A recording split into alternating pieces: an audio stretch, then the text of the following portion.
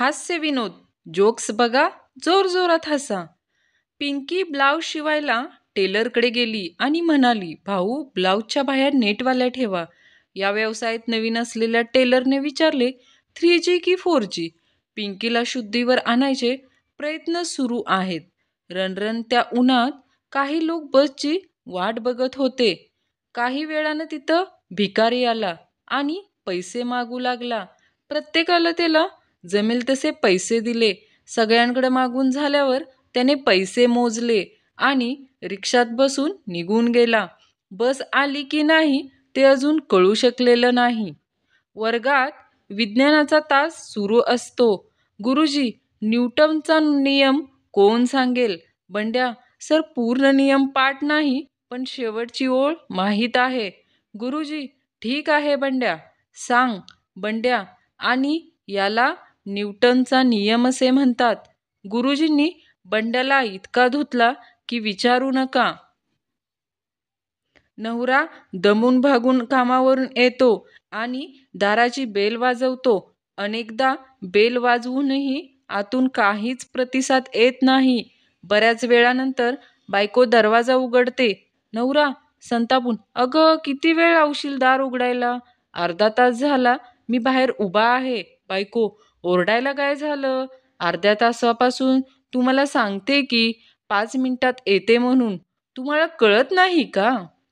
गुरुजी जेव्हा मुलांना संघटनेचे महत्त्व विचारतात, गुरुजी, संघटनेत किती शक्ती असते याचं एक उत्तम उदाहरण द्या.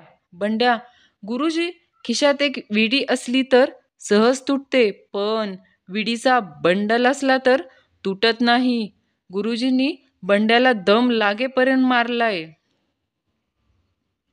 रोज रोज जेवण करून वैतागलेली बायको म्हणते, बायको, मीच तुम्हाला जेवण बनवून दिलं पाहिजे असा काही कायदा आहे का?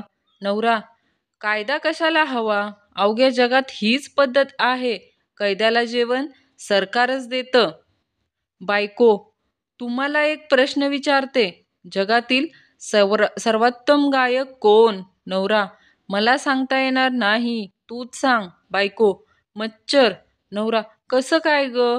बायको, तिचं गाणं कुणाला आवडो किंवा ना आवडो, टाळ्या वाजवाव्याच लागतात. त्या दिवसापासून नवरा पण टाळ्याच वाजवतोय. डॉक्टर, टेन्शनमध्ये असताना तुम्ही काय करता?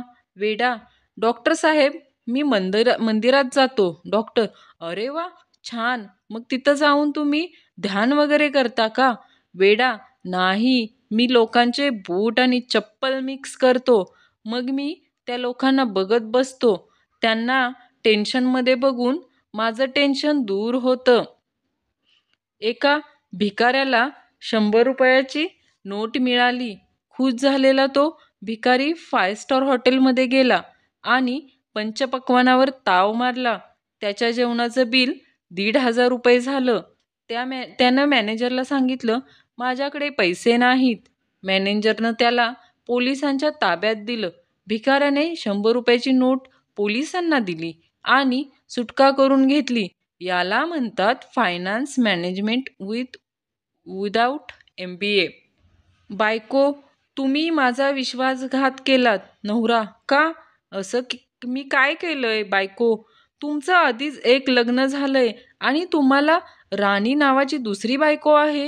हे तुम्ही माझ्यापासून लपवलंत. नवरा, मी काहीही लपवलं नाही. तुझ्या बाबांना मी सांगितलं होतं की तुमच्या मुलीला मी राणीसारखी ठेवेन. बायको कोमात, नवरा जोमात. वडील, बाळा मला 1 ग्लास पाणी आण. पहिला मुलगा, मी नाही आणणार. दुसरा मुलगा, जाऊ द्या ना बाबा, तुम्हाला तर माहीतच आहे तो किती उद्धट आहे ते. तुम्हीच उठून घ्या आणि माझ्यासाठीही 1 ग्लास आणा.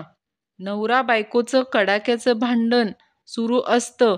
बायको, आपल्या भांडणात प्रत्येक वेळी माझ्या घरच्यांना का आणता? नवरा, TV खराब झाल्यावर कुणी टीव्हीला शिव्या देत नाही, कंपनीवाल्यांना देतं. कर्मचारी, सर, काही दिवसांची रजा हवी आहे. बॉस, रजा 1 अटीवर दिली जाईल. मला सांग, कटाप्पाने बाहुबलीला का मारले? सर, बाहुबलीने कटाप्पाला सुट्टी दिली नसावी. बॉसने रजेचा अर्ज तात्काळ मंजूर केला. नवीनच लग्न झालेल्या पुणेरी सुनेला सासू म्हणते, सासू, मला चहा अगदी गरम लागेल ग. जरा सुद्धा थंड मला चालत नाही. सून, हो का? मग तोंडातच घालू का तुमच्या? त्या दिवसापासून सासूनं चहा सोडून दिला. यमराज जेव्हा एका महिलेला घेऊन जायला येतो, यमराज, चल मी तुला न्यायला आलोय. बाई, फक्त 2 मिनिट द्या मला. यमराज, 2 मिनिटात असं काय करणार आहेस? बाई, फेसबुकवर स्टेटस टाकते. ट्रॅव्हलिंग टू यमलोक. यमराज जागेवर बेशुद्ध. पती, मी किती साधी होते. तुम्हाला न पाहताच लग्नाचा निर्णय घेतला. पती, म्हणजे फोटोही पाहिला नव्हतास? पत्नी, नाही ना, फोटोही पाहिला नव्हता. आई बाबांनी सांगितलं आणि लग्नाला तयार झाले.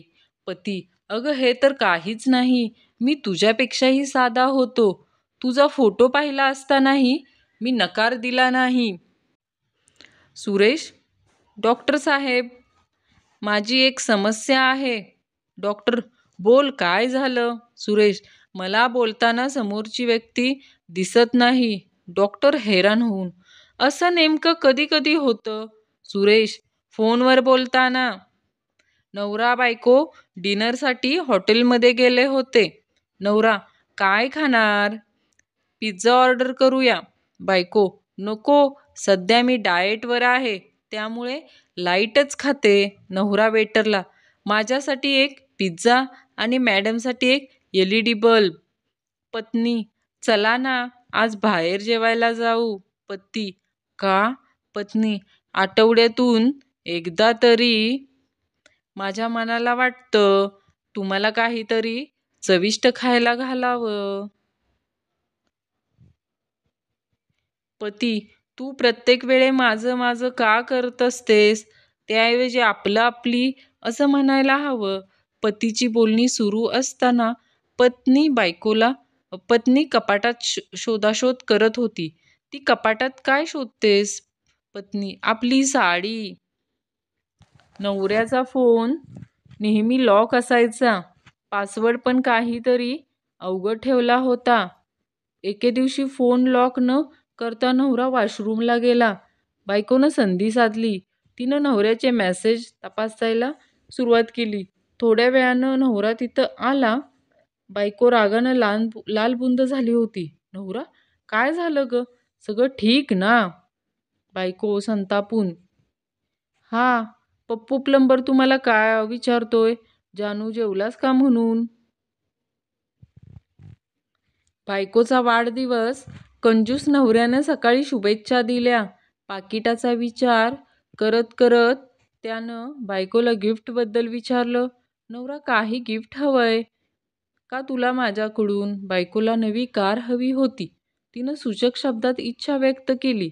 बायको, मला ना अशी वस्तू हवे की मी बसल्यावर लगेच सेकंदात 0 पासून 100 वर जाईल. नवरा, बर, संध्याकाळी आणेन हं. संध्याकाळी नवरा बायकोसाठी वजन काटा घेऊन आला. बायको नवऱ्यावर प्रचंड संतापली होती. बायको, लग्नानंतर खूप प्रेम करणार असं म्हणाला होता तुम्ही, पण आता तुम्ही माझ्यावर फार प्रेम करतच नाही. नवरा, अगं मला काय माहीत होतं तुझं लग्न माझ्याशीच होणार आहे.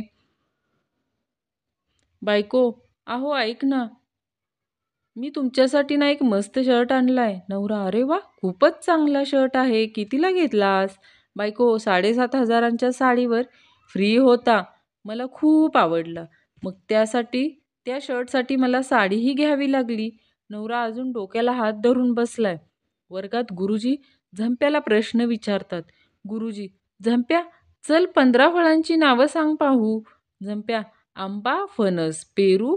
गुरुजी, संबास झंप्या, 3 झाली, बाकीच्या 12 फळांचीही सांग. झंप्या, 1 डझन केळी. गुरुजींनी झंप्याला कुदवला. बॉस, अरे वा, आज चक्क लवकर आलात ऑफिसात.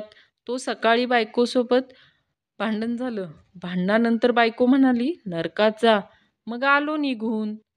मी तिला रात्री विचारलं की तुला मी जास्त आवडतो की झोप? तर तिनं सकाळी 9 वाजता रिप्लाय दिलाय की तू आवडतो.